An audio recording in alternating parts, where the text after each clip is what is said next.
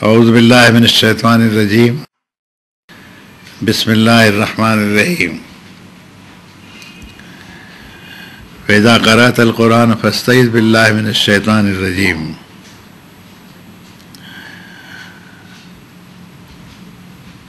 یہ آیت جو میں نے پڑھی ہے تعوذ کے بعد میں، اس میں رب تعالیٰ نے یہ حکم دیا کہ جب جب قرآن پڑھا کرو تب تب شیطان مردود کے شر سے بچنے کے لیے اللہ کی پناہ میں آ جاؤ، اپنے آپ کو اس پناہ کے گھیرے میں رکھو جو اللہ نے تمہارے لیے کمپاؤنڈ رکھا ہے حفاظت کا۔ اسی لیے اہل ایمان جب قرآن پڑھتے ہیں تو اعوذ باللہ من الشیطان الرجیم بسم اللہ الرحمن الرحیم پڑھا جاتا ہے۔ اعوذ باللہ من الشیطان الرجیم کے معنی یہ ہوتے ہیں کہ شیطان مردود کے شر سے بچنے کے لیے میں اللہ کی پناہ میں آ گیا۔ یہ اس کا صحیح ترجمہ ہوگا۔ بعض لوگ اس کا ترجمہ ڈھیلا ڈھالا لاپرواہی سے کر دیتے ہیں، تو ایسا معلوم ہوتا ہے کہ وہ کیا شیطان سے پناہ طلب کر رہا ہے کہ ایسا نہیں ہے۔ شیطان کے شر سے بچنے کے لیے، جیسے آپ کے پیچھے کوئی کتا دوڑا تو آپ نے کسی گھر کے دروازے میں کھلے میں جا کے پناہ لے لی، دروازہ بند کر لیا، وہاں پناہ لے لی، یہ معنی ہے اس کے۔ تو یہ اعوذ باللہ من الشیطان الرجیم کا تسلسل جو ہے وہ قرآن پڑھنے والوں کے لیے لازم رکھا گیا۔ جو بھائی نہیں جانتے ہیں، ہماری دوسری قوموں کے برادر ہیں، ان سے بھی کہتا ہوں کہ یہ قرآن مجید کو ایک مومن جب شروع کرتا ہے تو اعوذ باللہ من الشیطان الرجیم پڑھ لیتا ہے کہ پشاچ شکتیاں جو ہیں، انسان کو بہکانے والی طاقتیں ہیں، شیطانی طاقتیں ہیں، سے بچنے کے لیے میں اللہ کے رکشن میں اور اس کا سہارا حاصل کرتا ہوں کہ وہ مجھے بچا لے۔ یہ اس کے معنی ہوتے ہیں۔ بسم اللہ الرحمن الرحیم جو ہے یہ تنزیلی جملے ہیں قرآن مجید میں، اس کے معنی یہ ہوتے ہیں کہ ہمارے ہر سب کام اس اللہ کے نام سے شروع ہوتے ہیں جو رحمان اور رحیم ہے۔ ہمارا پروردگار ایسا ہے جو بڑا دیالو ہے اور مہربان ہے۔ تو یہ ایمان والوں کی تہذیب اور ان کے تعلیمی نظام کے اندر بڑی زبردست چیز ہے۔ دنیا کی دوسری امتوں کے یہاں اس کے رواج ہے یا نہیں ہے میرے علم میں نہیں ہے، لیکن جہاں تک مجھے معلوم ہے کہ اس امت مسلمہ کے سوا دوسروں کی زبان سے میں نے یہ کلمات سنے نہیں کہ کچھ نہیں تو بسم اللہ الرحمن الرحیم کہا جاتا ہو۔ پتہ نہیں ایسے کیوں بھول بھلیاں اہل کتاب کے اندر ہوئی،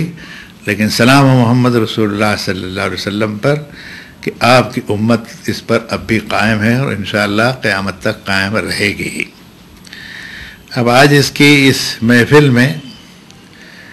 ایک مضمون کی طرف قرآن مجید کی روشنی میں اشارہ دیتے ہیں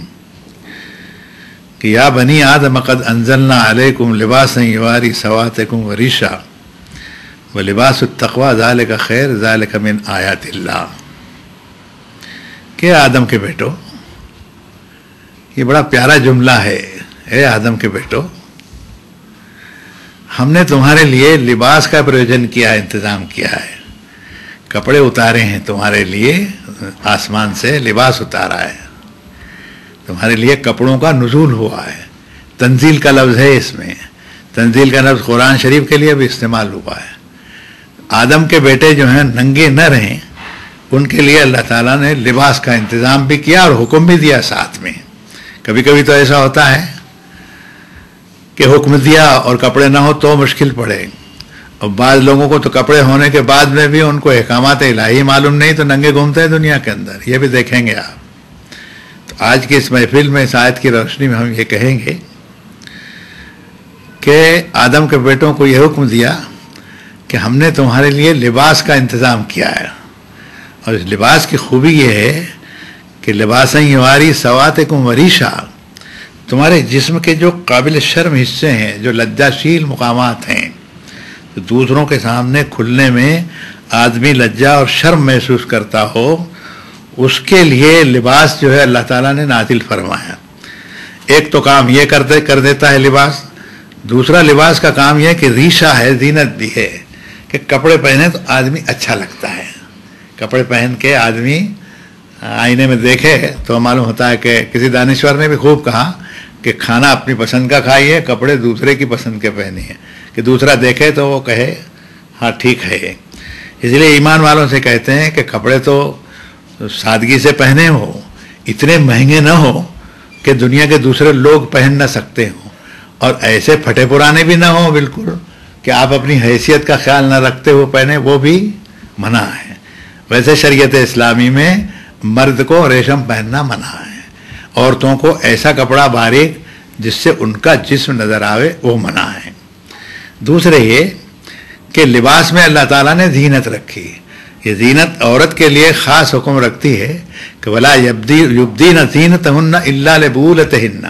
مومن خواتین کو فرمایا کہ کپڑوں کی زینت اور آرائش دوسروں کے لیے نہ کریں، اپنے خاوند کے لیے کریں، اپنے شوہر کے لیے کریں، اپنے پتی کے لیے کریں ہو۔ مثلا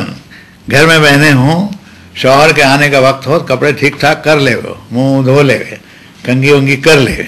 کہ شوہر جب گھر میں قدم رکھے تو اس کو اپنی بیوی اچھی لگے۔ یہ بہت سینسیٹیو چیز ہے یہ۔ دوسرا اس کا پہلو یہ ہے کہ سب سے پہلا واقعہ جو جنت میں ہوا، رب تعالیٰ شانہ نے مٹی سے آدم کو بنایا اور انہی کے جسم کے ایک حصے سے، پسلی سے ان کی بیوی کو بنا دیا، اور دونوں کو جنت میں رکھا ٹرائل بیسس کے اوپر۔ یہ قصہ آپ نے پڑھا ہوگا، یہ قصہ تورات میں بھی ہے، دوسری کتابوں میں بھی ہے، قرآن مجید میں تو مفصلاً ہے اور غیر متبدل ہے، نہ اس میں تبدیلی اللہ کے فضل سے ایک لفظ کی بھی نہیں ہوئی۔ جنت میں جو لوگ رہتے ہوں گے ان کے لباس بھی قیمتی ہوں گے، ان کے کھانے بھی قیمتی ہوں گے، سب باتیں ان کی ٹھیک ٹھاک تھی۔ صرف ایک حکم یہ تھا کہ وَلَا تَقْرَبَا هَٰذِهِ الشَّجَرَةَ فَتَكُونَا مِنَ الظَّالِمِينَ، یہ جو جھاڑ ہے آدم، اس کے پاس تو اور تیری گھر والی جانا مت، بس اتنا ہی حکم تھا ان کو، باقی سب ٹھیک تھا۔ لیکن ایک گھٹنا ہونے والی تھی، ایک چیز ہونے والی تھی، ہو گئی کہ شیطان نے اپنا داؤ چلایا اور پوری کوشش اس بات کی، قَالَ مَا نَهَاكُمَا رَبُّكُمَا عَنْ تِلْكُمَا الشَّجَرَةِ إِلَّا أَن تَكُونَا مَلَكَيْنِ وَتَكُونَا مِنَ الْخَالِدِينَ، ارے بھائیو تم کو کچھ معلوم ہے، ہوش میں ہو، تمہارے پروردگار نے اس جھاڑ کا پاس جانے سے اور اس کے پتے کھانے سے، اس کے پھل کھانے سے منع کیوں کیا ہے؟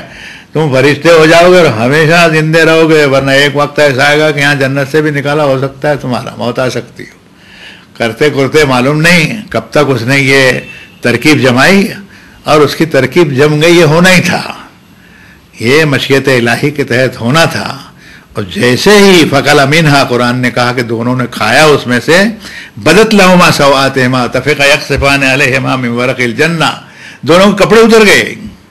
جیسے ہی کپڑے اترے تو انہوں نے درختوں کے پتے ادھر سے ادھر سے، آپ کیلے کے جھاڑ ہوں گے، کائے کے جھگڑے میں مت جائیے، لیکن بڑے بڑے پتوں کے جھاڑ ہوتے ہیں اور لے کے آگے پیچھے چپکانے لگے۔ اس سے معلوم ہوتا ہے کہ انسان کے اندر لجہ اور شرم جس کو کہتے ہیں، وہ اللہ تعالیٰ نے شروع سے رکھی ہے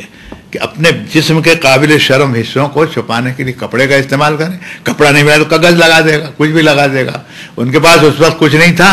تو درختوں کے پتے لے کے ادھر ادھر چپکانے لگے، اور اب تعالیٰ نے آواز دی کہ کیا کیا تم نے، کہ ہم نے تم کو منع کیا تھا، اور پھر یہی ان کے جنت سے نیچے اترنے کا سبب بنا۔ اور ہم اسی آدم کی اولاد ہیں، ہم کو بھی حکم ہے کہ خُذُوا زِینَتَکُمْ عِنْدَ کُلِّ مَسْجِدٍ، ہر سجدے کے وقت، مسجد میں جانے کے وقت میں، نماز کے وقت میں کپڑے ٹھیک ٹھاک کر لیا کرو۔ اس لیے ہمارے کپڑے جہاں